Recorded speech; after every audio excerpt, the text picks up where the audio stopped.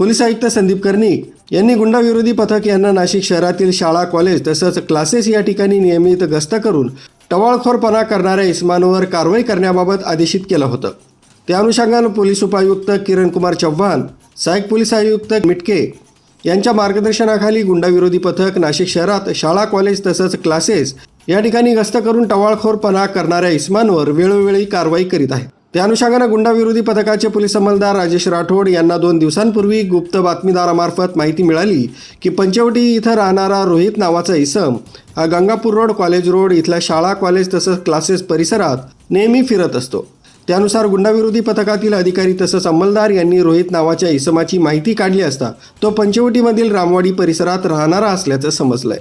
त्यानुसार दिनांक 27/11/2025 रोजी मनोज कापकर वय 23 वर्ष राहणार रामवाडी शीतळादेवी मंदिरासमोर पगारे चाळ पंचवटी नाशिक या शिताफीनं ताब्यात घेतला असता त्याच्या कमरेला एक देशी पिस्टल, एक जिवंत काडतूस असा एकूण 31,000 रुपये किमतीचा मुद्देमाल मिळून आला।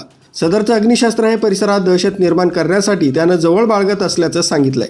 सदर एक देशी बनावटीचं पिस्टल, एक जिवंत काडतूस हस्तगत करण्यात आलं असून सदर इसमावर भारतीय हत्यार कायद्याप्रमाणे पोलीस आयुक्त यांच्या विनापरवाना अग्निशस्त्र बाळगण्याच्या मनाई आदेशाचं उल्लंघन केलं म्हणून पुढील कारवाईसाठी पंचवटी पोलीस ठाण्याच्या ताब्यात देऊन नोंद केली आहे। सदरची कामगिरी पोलीस आयुक्त संदीप कर्णिक, पोलीस उपायुक्त किरणकुमार चव्हाण, सहाय्यक पोलीस आयुक्त संदीप मिटके यांच्या मार्गदर्शनाखाली गुंडाविरोधी पथकाचे सहाय्यक पोलीस निरीक्षक ज्ञानेश्वर मोहिते, मलंग गुंजाळ, विजय सूर्यवंशी, सुनील आडके, प्रदीप ठाकरे, अक्षय गांगुर्डे, गणेश भागवत, राजेश राठोड, कल्पेश जाधव, दयानंद सोनवणे, सुनीता कवडे यांनी संयुक्तिकरित्या ही कामगिरी पार पाडली आहे।